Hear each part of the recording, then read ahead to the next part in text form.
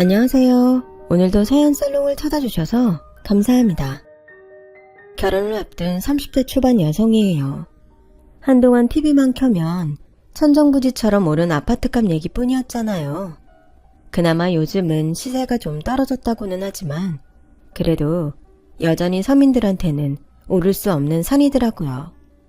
하루아침에 어린 시절 추억이 담긴 동네가 송두리째 사라지고 그 자리에 우후죽순으로 아파트가 들어섰지만 우리 가족을 위한 집은 없더라고요. 우리 집은 암투병 생활을 오래 하신 친할아버지 병원비를 대느라 가세가 기운 탓에 집도 팔고 전세로 살다가 그마저도 보증금 빼 수술비로 쓰고 월세집을 전전하던 상태였어요. 그렇게 전 재산을 쏟아부었지만 할아버지는 결국 세상을 떠나셨고 저희 부모님은 쉴 틈 없이 열심히 일하며 사셨음에도 내 몸 편히 늘 집 한 칸 마련하지 못했어요. 그래도 다행히 임대아파트에 당첨이 돼서 우리 세 식구는 집 걱정을 덜 수가 있었어요. 비록 방 2개에 소파조차 놓을 수 없을 만큼 비좁은 주방 겸 거실이 다인 집이지만 말이에요. 그래도 얼마 안 되는 보증금에 월세로 서울 시내에서 아파트 생활을 할 수 있는 게 감사한 마음뿐이었죠. 그런데 돈 많은 부자들 눈에는 이런 우리 집 처지가 한심해 보였나 봐요. 상견례 날 예비 시부모님은 제 부모님 면전에 대고 그 나이 먹도록 집 한 칸 마련 못하고 뭐 했냐며 훈계 아닌 훈계를 하셨거든요. 자식 앞에서 사돈될 사람한테 인생 헛살았다는 소리까지 들으신 부모님을 생각하면 지금도 죄송해서 고개를 못 들 지경이에요. 그래도 하늘이 무심하지는 않았는지 저 대신 기막힌 복수를 해준 덕분에 결혼이 파투난 마당에도 2다리 쭉 뻗고 잘 수 있게 되었네요. 저희 집이 처음부터 가난했던 건 아니었어요.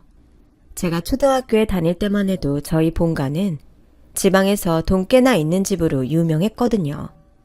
운동장만한 마당이 딸린 대저택에 마당엔 멋진 정자란 연못도 있었어요. 명절 때 찾아가면 친할아버지는 어린 저에게도 용돈하라시며 지갑에서 수표를 꺼내주실 정도였어요. 돈만 많았던 게 아니라 어려운 이웃도 많이 도우셨어요. 정기적으로 후원하는 시설도 여럿 있었고 형편이 어려운 학생들을 위해 장학사업도 하셨으니까요. 하지만 세월이 흐르면서 할아버지가 하시던 사업은 사양길에 접어들었고 거기다 믿었던 직원이 공금을 빼돌려 도망치는 바람에 회사도 넘어가고 집과 땅도 모조리 잃게 되었죠. 서울에서 직장 생활을 하던 아빠는 엄마랑 상의 끝에 전 재산을 잃고 몹쓸 병까지 얻은 할아버지를 저희 집에 모시기로 했어요. 언제나 자신감 넘치던 할아버지는 병든 몸만큼이나 마음도 많이 아프신 모양이었어요. 진지도 안 잡수시고 퀭한 눈으로 허공만 바라보며 눈물 지으셨거든요. 그런 할아버지를 간호하던 엄마는 더는 안 되겠던지 한마디 하고야 말았죠. 아버님, 그깟 돈이 뭐라고 이러세요. 전요, 돈이고 뭐고 다 필요 없어요. 그보다는 아버님이 중요하다고요. 몸도 안 좋으신데 곡기도 끊으시다니 도대체 어쩌려고 이러세요. 설마 저희만 두고 세상 떠나시려고 이러시는 거예요? 말씀해보세요. 그러시냐고요. 저는요, 없는 집에서 자라서 늘 사람들 앞에서 주눅들어 살아왔어요. 그래서 고향에 내려가는 게 죽기보다 싫었던 사람이에요. 아버님도 아실 거예요. 제가 그 이랑 결혼한다고 했을 때 동네 사람들이 뭐라고 했는지. 동네에서 제일 가난한 집 여자가 뭘로 동네 제일 갑부집 아들을 꼬셨는지 몰라도 결혼은 택도 없다고 했잖아요. 사는 형편이 천지차인데 결혼이 가당키나 하냐고 말이에요. 사실 저도 말은 안 했지만 결혼까지는 무리라고 생각했었어요. 없는 형편에 제 밑으로 돈 들어갈 일만 남은 어린 동생이 넷이나 되고 허구한 날 술에 빠져 사는 친정아버진 돈을 벌기는커녕 매번 사고만 쳐서 돈 까먹기 일순데 내 주제에 결혼은 무슨 결혼이냐 생각했으니까요. 그런 저한테 아버님이 뭐라고 하셨었는지 기억하세요? 우리 집에 돈이라면 넘치고도 남는다. 돈 보고 사람 들일 거면 애초에 니들 만나는 거 허락 안 했을 거다. 나는 돈보다는 사람이 먼저다. 넌 돈보다 귀한 사람이니 어디서도 주눅 들지 말고 어깨 펴고 당당히 내 집에 들어와라. 그때 아버님 말씀에 제가 얼마나 힘을 얻었는지 아세요? 아버님 말씀에 시댁에 내려갈 때마다 얼마나 가슴 뿌듯했는지 아시냐고요. 평생 저를 깔보던 사람들 앞에서 제가 당당할 수 있었던 건 돈 많은 집 며느리라서가 아니에요. 나는 그저 가난한 집 딸이 아니라 내 시아버지한테 인정받는 떳떳한 인간이란 자부심 때문이었어요. 그런 아버님이 이렇게 무너지시면 저도 아무것도 아닌 게 되잖아요.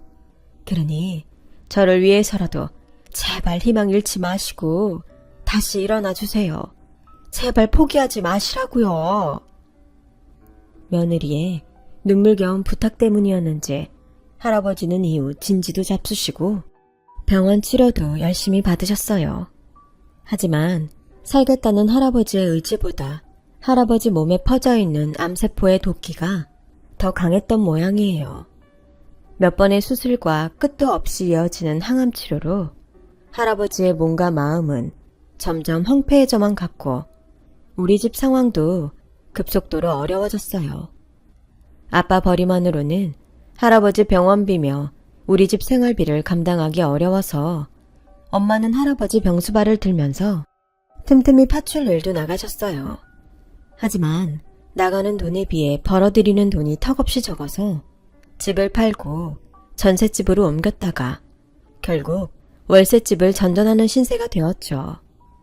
그러다 제가 고3이 되던 해 봄, 할아버지는 세상을 떠나고 마셨어요.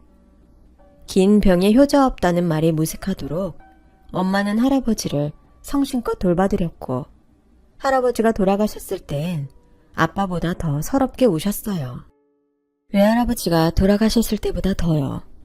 할아버지가 돌아가신 뒤에는 지출도 줄고 엄마가 본격적으로 일을 시작해 집안 상황이 조금씩 나아지긴 했지만 그간 워낙 빚이 많이 늘었던 탓에 월세살이 신세는 면치 못했어요. 그러다가 제가 대학을 졸업하고 취직을 하고부터는 버는 손이 하나 늘면서 조금씩 돈을 모을 수 있게 되었고 운 좋게 임대 아파트에 당첨되는 바람에 월세 걱정 없이 적은 돈으로 아파트 생활을 하게 되었어요. 여기 사는 동안 온 가족이 열심히 돈 모아서 임대 기간이 끝날 쯤엔 작은 평수 빌라라도 하나 장만하자는 계획도 세우게 되었죠. 그런데 거기에 변수가 생긴 거예요. 제가 갑자기 결혼을 하게 되면서 우리 가족의 꿈인 내 집 마련 계획에 차질이 생기게 된 거였죠. 남자친구와 저는 대학 선후배 사이로 만나 대학 생활을 함께 했어요. 남자친구가 군 제대를 하고 막 복학했을 때부터 사귄 터라 강의도 같이 듣고 졸업도 같은 해에 했어요. 3년을 내리 같이 다니다가 졸업 후 서로 다른 직장에 취직을 하면서 비로소 떨어져 지내게 된 셈이었죠. 그렇다고는 해도 퇴근 후나 주말엔 늘 붙어 다녔으니 떨어져 지냈다는 표현은 맞지 않겠네요. 원래 계획은 30 넘어서도 사랑이 변치 않는다면 제가 32이 되는 해 결혼을 하는 거였어요. 32살이 되는 해로 결혼 시점을 정한 데는 그럴 만한 이유가 있었기 때문이에요.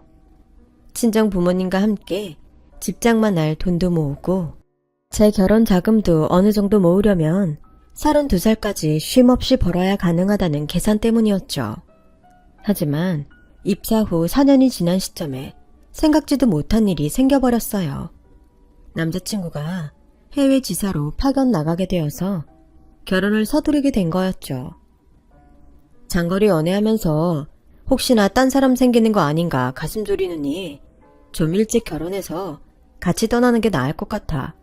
딴 거 준비할 것도 없이 간단히 식만 올리고 떠나면 되잖아. 남자친구는 속 편한 소리를 하더군요. 결혼이 결혼식만 올린다고 끝내는 일은 아니잖아. 신혼집은 나중에 한국에 돌아와서 준비해도 되지만 결혼을 그냥 해. 예식장의 드레스, 웨딩 촬영은 물론 예단 준비며 그 밖에 준비할 게 한둘이 아니란 말이야. 번갯불에 콩 구워 먹듯 할 수 있는 일이 아니란 말이야. 거기다 자기는 회사에서 월급 받으며 해외 파견 나가는 거지만 난 어렵게 들어간 회사까지 그만두고 가야 하는 거라고. 하루아침에 백수가 되는 거란 말이야. 그런데도 별일이 아니란 거야? 회사야 돌아와서 다시 재취업해도 되는 거잖아. 정 안 되면 이참에 일 그만두고 살림만 해도 상관없고 내 월급만으로도 우리 두 사람 충분히 살 수 있어. 나 그 정도는 번다고. 설사 내 힘만으로만 안 된다면 우리 부모님한테 도움 받아도 되고. 그동안 자기한테 말 안 했지만 사실 우리 부모님 재벌까진 아니어도 준재벌 정도는 될 정도로 여유 있는 분들이셔. 부모님 소유의 부동산만 따져도 수십억은 좋게 될걸? 어차피 내가 외동아들이라 그 재산 내가 물려받는 건 기정사실이야. 그러니까 자기는 돈 걱정 말고 마음 편히 내조에만 힘쓰면 돼. 너도 한 번쯤은 외국에 나가서 살아보고 싶어 했잖아. 내 소원 이뤄준다는데 뭔 걱정이야? 몰랐어요. 남자친구네 집이 그렇게 잘 사는 집인 줄은. 남자친구는 저를 안심시키려고 한 소리였겠지만 오히려 저는 그 말에 걱정이 앞섰어요. 한쪽이 기우는 결혼은 결코 행복할 수 없으니까요. 그래서 더욱 자신이 없었어요. 그랬더니 남자친구가 그러더군요. 너희 부모님도 우리랑 비슷한 처지에 결혼하신 거잖아. 어머님 댁이 한참 기울었지만 지금도 행복하게 잘 사신다며. 우리도 그렇게 살 수 있어. 부모님 경제력은 우리 결혼에 아무런 영향 못 끼친다고. 그러니까 부딪혀 보기도 전에 지레 겁먹고 포기할 생각부터 하지 마. 난 너 아니면 안 돼. 너 아니면 그 누구하고도 결혼할 생각 손톱만큼도 없다고. 이렇게 포기할 거였으면 애초에 너랑 만나지도 않았을 거야. 그러니까 너도 확실히 해. 나랑 헤어지고 살 자신 있으면 지금 헤어지고 못하겠으면 내 뜻 따라줘. 연애기간이 길어진 데는 헤어질 자신이 없었던 것도 한몫했던 터라 남자친구의 공격적인 결혼 요구를 매몰차게 거절할 수가 없었어요. 제 마음이 무거우니 얼굴에 바로 드러났던 건지 퇴근에 돌아온 제게 엄마가 무슨 일 있냐고 물었어요. 그래서 남자친구와 있었던 일을 솔직히 말씀드렸어요. 그랬더니 엄마가 그러시는 거예요. 결혼하면 되지. 뭐가 걱정이야. 언제고 할 결혼이라면 말 나온 김에 하는 것도 나쁘지 않을 것 같아. 돈 때문이라면 그것도 걱정 말고. 엄마랑 아빠가 그동안 모아둔 돈도 있으니까 네 결혼자금 정도는 충분히 해줄 수 있어. 난 또 남자친구랑 헤어진 줄 알았네. 그 돈은 집 사려고 모은 돈이잖아. 내 결혼 때문에 엄마 아빠 꿈까지 꺾고 싶지는 않아. 내가 무슨 권리로 그러냐고. 이거 사. 그깟집이 뭔 대수야? 돈 때문에 내 새끼가 청혼을 받고도 우거지상을 하고 있는데 집은 나중에 사도 상관없어. 정 안 되면 여기서 그냥 살아도 되고. 그러니까 우리 걱정은 말고 너는 네 인생에나 집중해. 그게 엄마랑 아빠 위하는 길이니까 엄마 말 알아들어. 그날 밤 아빠도 엄마랑 똑같은 말을 하셨어요. 그래서 염치 없지만 남자친구의 청혼을 받아들이기로 했어요. 아직 남자친구의 해외 파견이 내부에서 최종 승인된 게 아니라서 결혼식을 올릴 시간적 여유는 있었어요. 하지만 승인이 떨어지면 불과 몇 주 사이에 바로 떠나야 하는 터라 서둘러 양가 부모님께 인사를 드리고 곧바로 상견례를 갖기로 했어요. 그렇게 사귄 지 7년 만에 처음으로 남자친구 집에 가게 되었어요.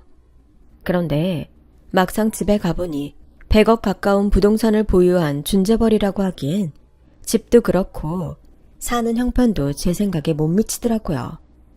어릴 때부터 부유한 친할아버지가 사시는 모습을 익히 봐와서 그런 건지는 모르겠지만 말이에요.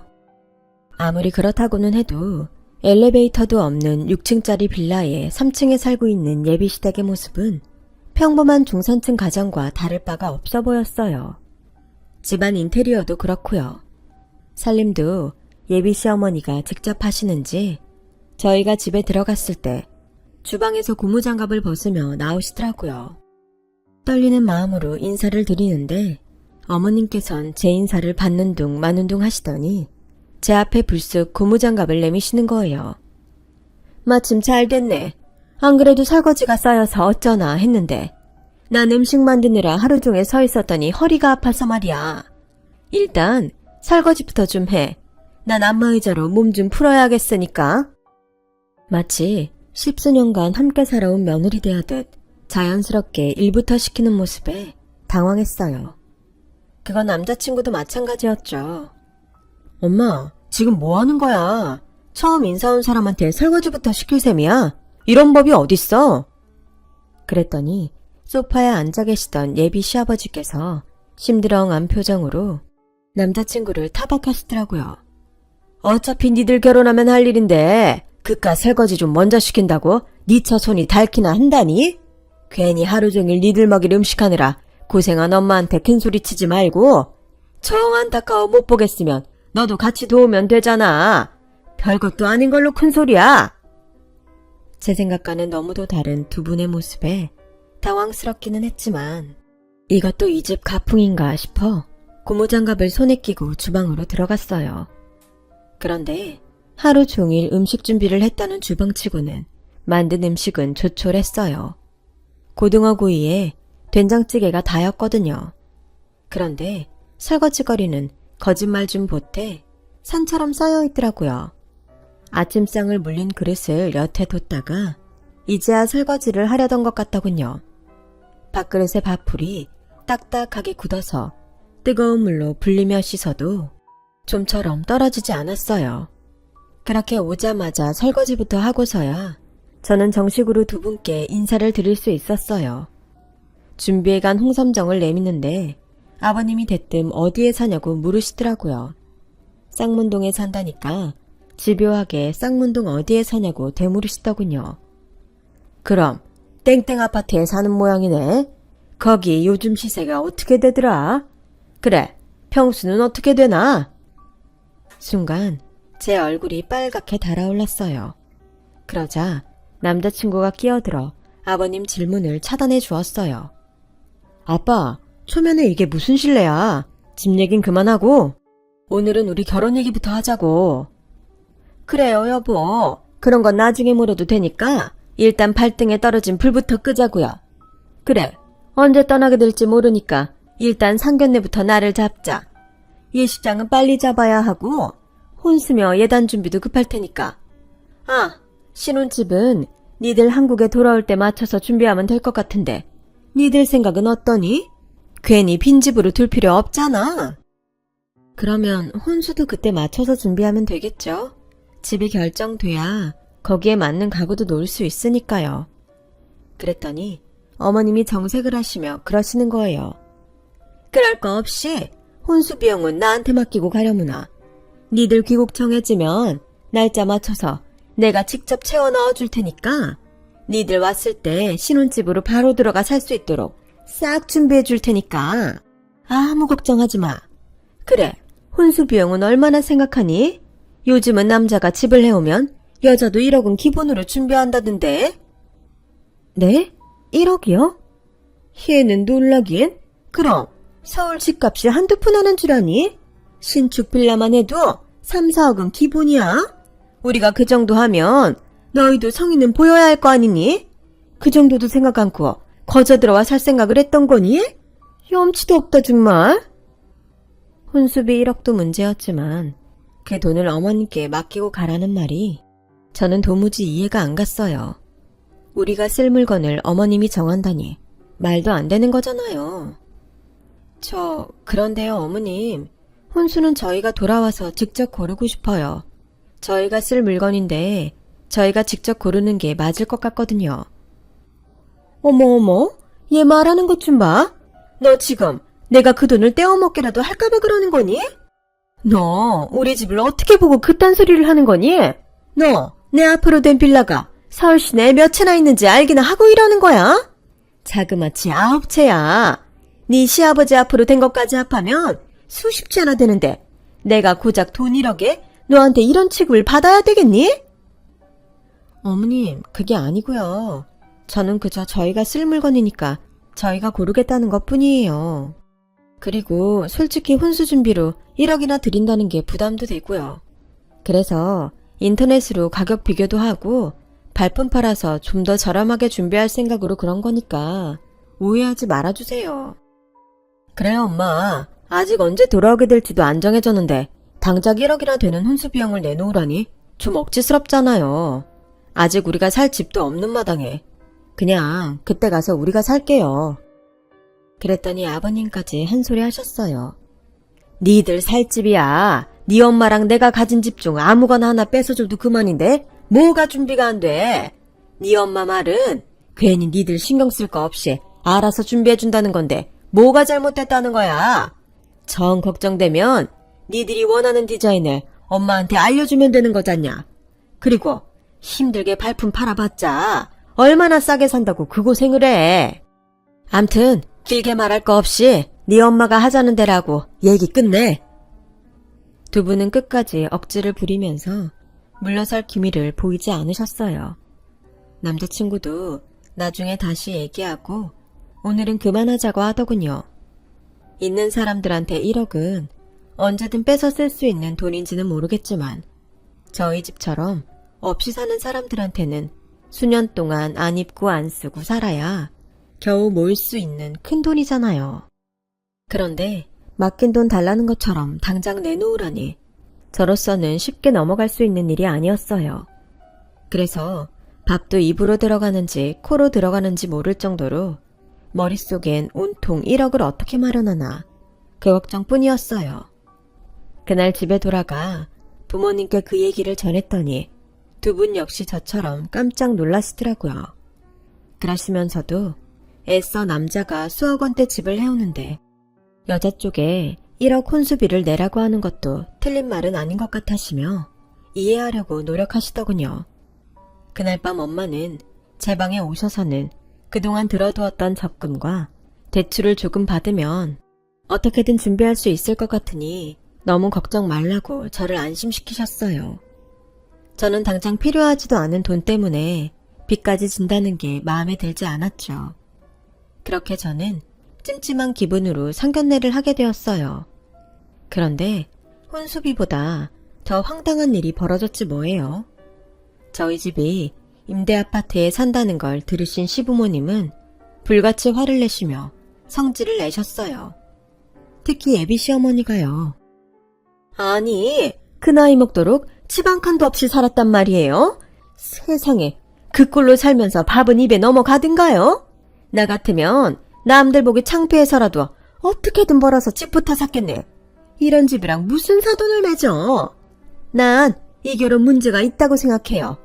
난 또 대학까지 나와 번듯한 직장까지 다닌다고 해서 못해도 중산층은 되겠거니 생각했는데 거지도 이런 상거지가 없잖아.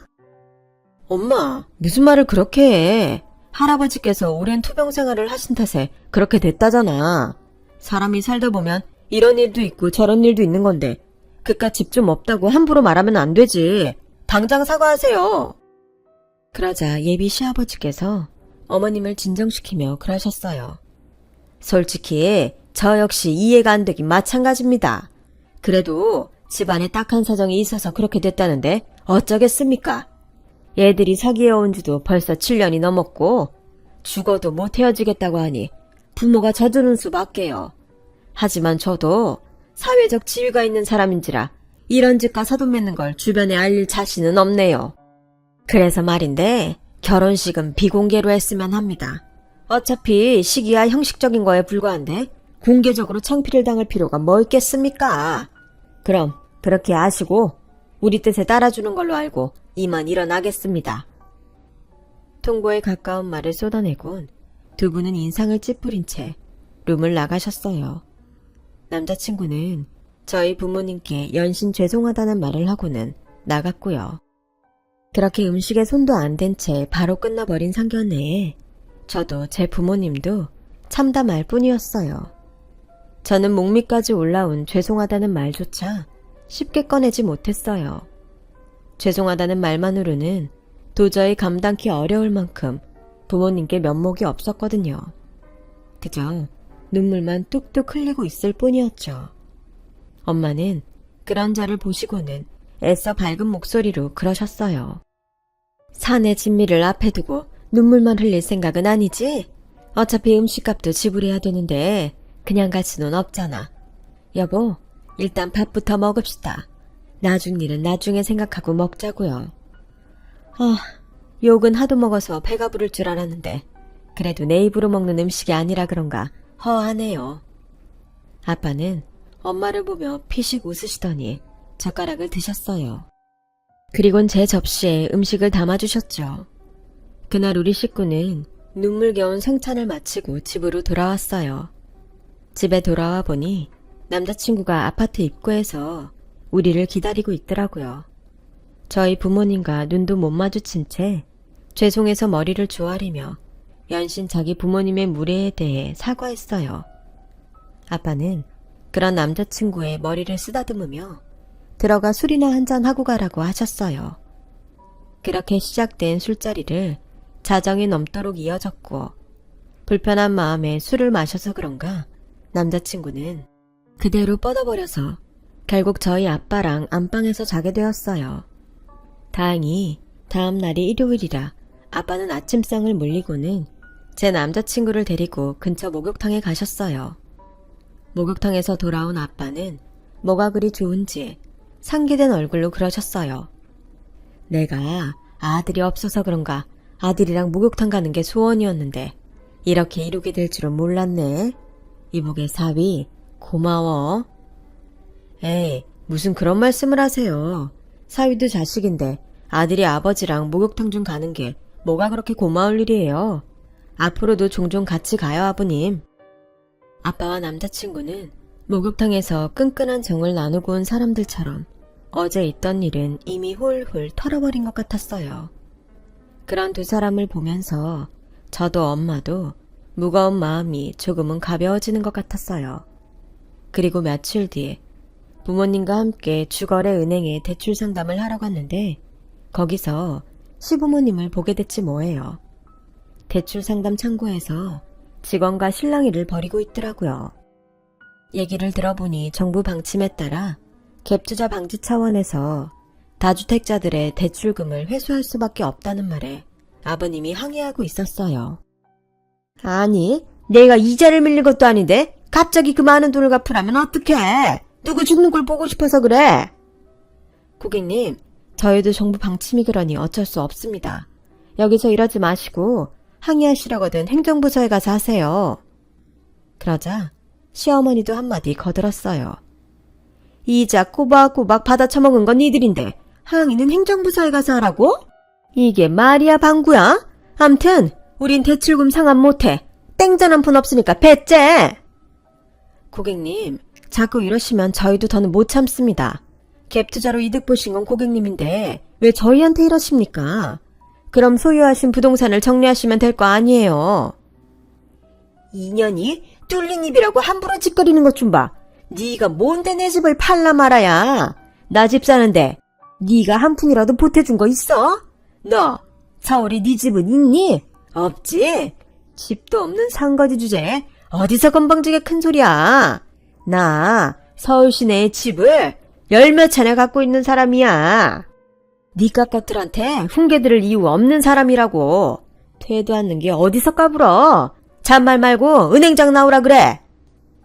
이거 참 말이 안 통하는 분들이네. 이보세요. 집이 많으면 뭐합니까? 그중 본인 돈은 얼마 안 되고 죄다 은행 돈인데 그런 집 10채 100채를 준대도 전 싫으네요. 그러니까 되도 않는 집자랑 여기서 늘어놓지 마시고 대출금이나 갚으세요. 당신 같은 사람들 때문에 열심히 벌어 내 집 마련하는 사람들만 피보게 생겼다고요. 창피한 줄 알아야지. 아니, 이 여자가 내 와이프한테 지금 삿대질한 거야? 너, 니네 부모가 어른한테 이러라고 가르치든?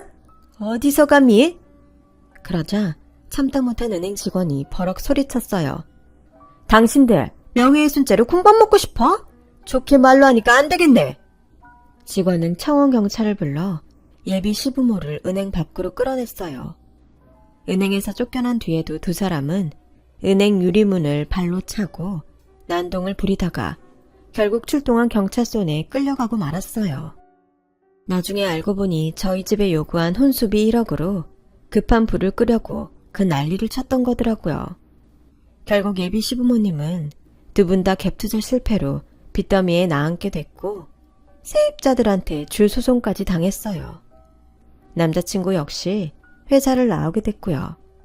하필 회사에 남자친구 부모님 집에 새들어 살던 세입자가 있는 바람에 그 사람을 통해 회사의 소문이 쫙 퍼져서는 더는 얼굴을 들고 다닐 수 없게 되었거든요. 당연히 해외 파견도 없던 일이 되고 말았고요. 그리고 얼마 뒤 남자친구는 제게 문자로 이별을 통보했어요. 창피해서 제 얼굴을 볼 수 없다면서요. 남자친구를 생각하면 가장 힘들 때 곁에서 지켜주는 게 맞을 테지만 한편으로는 어차피 끝난 인연이라면 미련 없이 보내주는 게 서로에게 좋을 것 같다는 생각이 들었어요. 그래서 힘들면 언제든 연락하라는 단문자를 끝으로 이별했어요. 그렇게 쓰나미처럼 큰 파장을 일으킨 사건이 지나고 저희 부모님은 드디어 꿈에 그리던 내 집 마련에 성공했어요. 저렴한 빌라라 은행 대출도 가능해서 그동안 모은 돈을 합해 어렵지 않게 구입할 수 있었죠.